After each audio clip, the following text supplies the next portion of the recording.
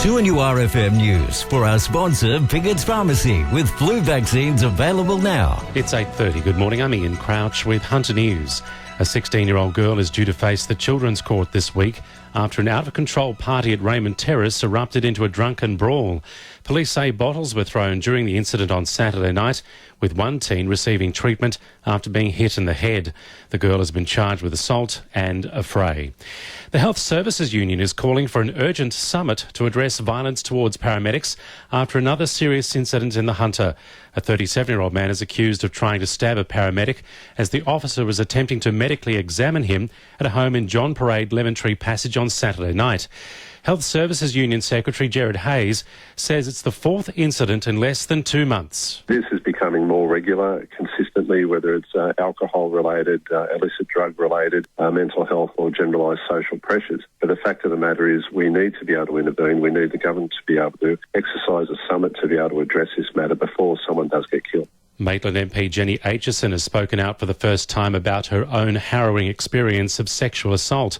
She's told the Herald she was working as a tour operator on a houseboat in Zambia 11 years ago when one of the guests entered her room and assaulted her while she was sleeping. Jenny Aitchison says it's vitally important for victims to report sexual assault and seek support. The Bright Minds Connected Communities initiative in Lake Macquarie, which helps people struggling with mental health issues, has been boosted by the state government.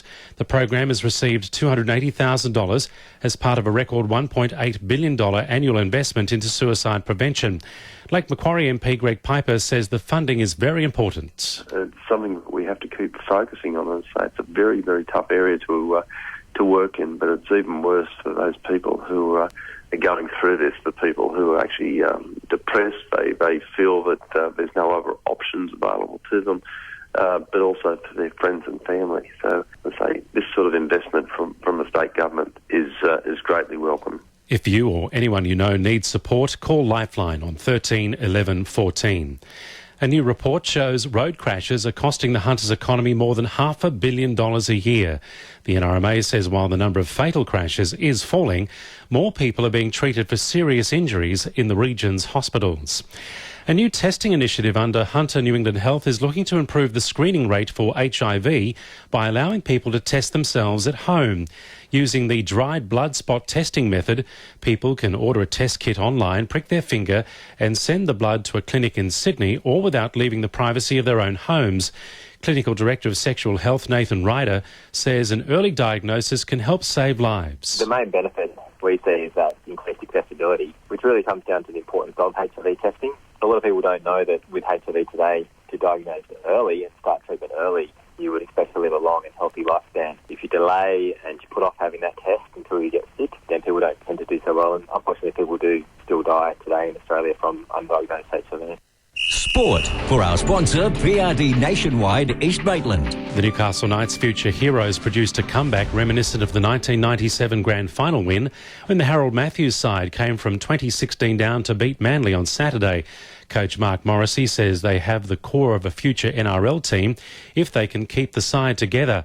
7 players were selected in the New South Wales under-16 side for the Game 1 State of Origin curtain raiser.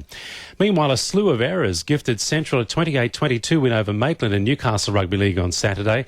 Pickers coach Trevor Ott was critical of his side following the defeat, declaring their kicking game and ball handling were not up to scratch.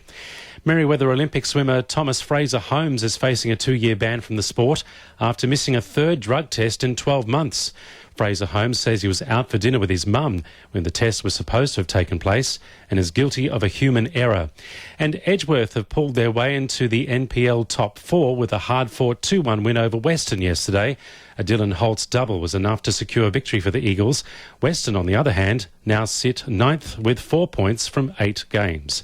And the winning numbers in Weekend Lotto are 8, 39, 9, 16, 41 and 26, and the supplementaries are 31 and 28. 2NURFM News Time, 26 to 9.